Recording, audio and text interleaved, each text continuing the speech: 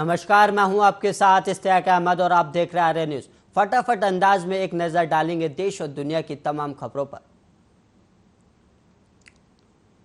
संसद शुरू होने से पहले बीजेपी संसदीय दल की बैठक हुई और इस दौरान पीएम मोदी ने दूसरे हफ्ते भी संसद की कार्रवाई बाधित होने को लेकर कांग्रेस पर जमकर निशाना साधा।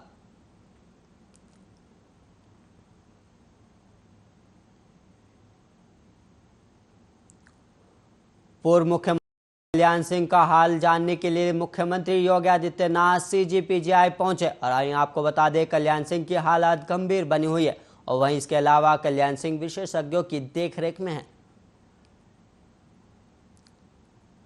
दिल्ली सरकार ने फैसला लिया है कि वह इस बार पद्म पुरस्कारों के लिए सिर्फ डॉक्टरों और स्वास्थ्य कर्मियों के नाम भेजेगी और ये नाम जनता द्वारा सुझाए गए हैं।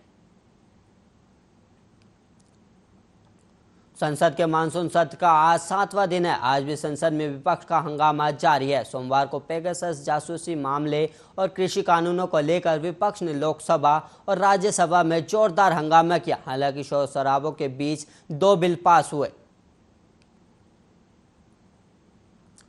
पूर्व राष्ट्रपति एपीजे अब्दुल कलाम, जिन्हें भारत के मिसाइल मैन के रूप में भी जाना जाता है, का 27 जुलाई 2015 को आईआईएम शिलांग में एक व्याख्यान देने के दौरान निधन हो गया था। लालू प्रसाद यादव के बड़े बेटे तेज प्रताप यादव ने खुद को सेकंड लालू मान लिया है। खुद लाइव आकर उन्होंने ये बात कही है और वे सेकंड लालू तेज प्रताप यादव पेज से लाइव आए और अपनी बात कही। सीबीएसई 10वीं परिणाम 2021 इस हफ्ते कभी भी घोषित किया जा सकता है। साथ ही ऑफिशियल वेबसाइट पर 10वीं के परिणाम चेक कर सकते हैं। मुख्यमंत्री पद से इस्तीफा देने के बाद बीएस येदियुरप्पा ने कहा कि वह केंद्रीय नेताओं की उम्मीदों के मुताबिक पार्टी को मजबूत करने के लिए काम करेंगे। अपनी ही पार्टी के विधायक के काफिले पर हुए हमले को लेकर स्वास्थ्य मंत्री टीएस सिंहदेव ने विधानसभा का बहिष्कार कर दिया। मंत्री ने जांच के आदेश नहीं देने तक सदन आने से इनकार किया। मुजफ्फरनगर के रोहड़ा गांव में बीती 15 जुलाई को पूर्व प्रधान मंगेराम की गोली मारकर हत्या करने के बाद पहचान मिटाने के लिए आरोपियों ने शव को पेट्रोल डालकर आग के हवाले कर सनसनी फैला दी। झारखंड के तमाम खेड़रड गांव में रांची निवासी अधिवक्ता 55 वर्षीय मनोज झा की हत्या अपराधियों ने गोली मारकर की और सोमवार को लगभग 3:30 बजे 2 पल्सर बाइक पर आए अपराधियों ने घटना को अंजाम दिया। टोक्यो ओलंपिक में सिल्वर मेडल जीतने वाली मीराबाई चानू को देश सलाम कर रहा है। इस बीच भारतीय वेटलिफ्टर सतीश शिवलिंगम ने एक वीडियो शेयर किया जो ट्विटर पर खूब वायरल हो रहा है और इस वीडियो में एक बच्ची मीराबाई चानू को सलाम कर रही है। कोरोना वायरस की तीसरी लहर से जुड़े आशंकाओं के बीच एक राहत देने वाला बयान सामने आया है। केंद्रीय स्वास्थ्य मंत्री मनसुख मंडाविया के मुताबिक देश में बच्चों के लिए अगस्त तक वैक्सीन आने की उम्मीद है। कलकत्ता हाईकोर्ट ने कहा कि एक वरिष्ठ नागरिक के अपने घर में रहने के अधिकार को विशेष रूप से भारत के संविधान के अनुच्छेद 21 को चश्मे से देखा जाना चाहिए। अब यह अच्छी तरह से तय हो चुका है कि वरिष्ठ नागरिक के घर में रहने वाले बच्चे और उनके जीवन साथी ज़्यादा से ज़्यादा लाइसेंस धारक होते हैं। भारतीय रिजर्व बैंक ने एक आरटीआई के जवाब में बताया है कि कोविड-19 संकट से बुरी तरह प्रभावित वित्त वर्ष 2020 से 21 में बैंक ऑफ इंडिया में सबसे ज़्यादा 12,184.66 करोड़ रुपए की धोखाधड़ी के 177 मामले सूचित किए गए।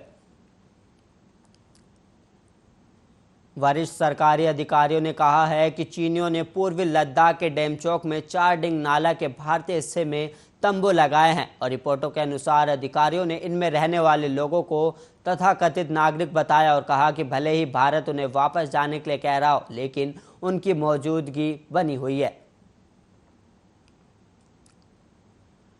कांग्रेस सांसद मनीष तिवारी ने दावा किया है कि उन्हें भाजपा के संसदीय सहयोगियों द्वारा विश्वसनीय रूप से सूचित किया गया है कि 2024 से पहले लोकसभा की संख्या 1000 या उससे अधिक करने का प्रस्ताव है।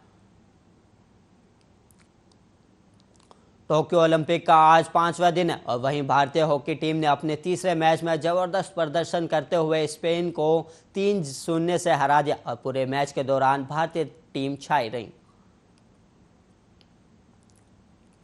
उच्चतम न्यायालय ने कहा कि वह भीख मांगने पर प्रतिबंध नहीं लगा सकता। सुप्रीम कोर्ट ने कहा कि कोई भी भीख नहीं मांगना चाहेगा, गरीबी के कारण उन्हें ऐसा करना पड़ता है।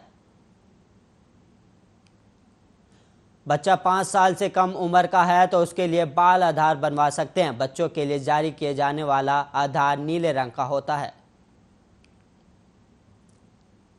प्रधानमंत्री नरेंद्र मोदी ने मंगलवार को महाराष्ट्र के मुख्यमंत्री उद्धव ठाकरे को जन्मदिन की शुभकामनाएं दी और पीएम मोदी ने ट्वीट किया, महाराष्ट्र के मुख्यमंत्री उद्धव ठाकरे को जन्मदिन की बधाई। मैं उनके उत्तम स्वास्थ्य और दीर्घ जीवन की कामना करता हूं। ग्राम पंचायत में 58,189 पंचायत सहायकों की नियुक्ति संबंधी विस्तृत दिशा निर्देश जारी कर दिया गया है और चयन की कार्रवाई 30 जुलाई से शुरू होगी और 10 सितंबर तक पूरी कर नियुक्ति पत्र दे दिए जाएंगे। देश में कोरोना संक्रमण के मामलों में लगातार उतार चढ़ाव जारी है। किसी दिन मामले बढ़ रहे हैं तो किसी दिन अचानक कम हो रहे हैं। राहत की बात है कि 24 घंटे में कोरोना के मामलों में भारी गिरावट दर्ज की गई। अभिनेत्री शिल्पा शेट्टी के पति राज कुंद्रा को 14 दिनों की जेल कस्टडी में भेज दिया गया है। मुंबई पुलिस ने राज कुंद्रा को 19 जुलाई की रात में गिरफ्तार किया था। चुनावी रणनीतिकार प्रशांत किशोर के कांग्रेस में शामिल होने की अटकलें फिलहाल अब खत्म हो गई। प्रशांत किशोर ने इन सारी अटकलों को खारिज करते हुए साफ किया है कि अभी वे किसी तरह की राजनीतिक सीमा विवाद को लेकर असम मिजोरम सीमा पर हिंसा भड़क उठी है, जिसमें असम के 6 जवानों को अपनी जान गंवानी पड़ी। मिजोरम की ओर से उपद्रवियों और पुलिस जवानों द्वारा की गई गोलीबारी में 6 पुलिसकर्मियों की मौत हो गई और वहीं 50 से अधिक लोग घायल हैं। भारत और श्रीलंका के बीच 3 मैचों की T20 सीरीज शुरू हो चुकी है। रविवार को खेले गए पहले मैच में भारतीय टीम ने 38 रनों से बाजी अपने नाम की और सीरीज में 1-0 की बढ़त बनाई।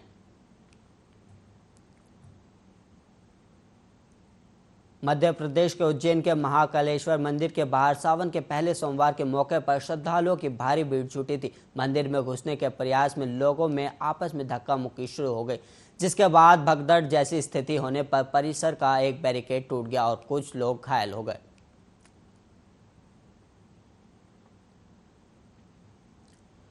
कारगिल विजय दिवस के मौके पर अभिनेता अजय देवगन ने सैनिकों के नाम एक कविता पढ़ी, जिसे सुनकर एक्टर अक्षय कुमार भी इमोशनल हो गए।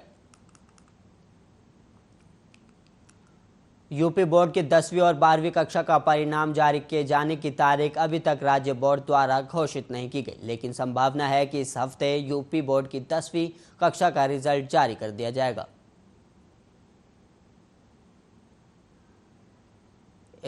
इसमें इतना ही। ऐसे ही देश और दुनिया की तमाम खबरों के लिए आप देखते रहिए आर्या न्यूज़।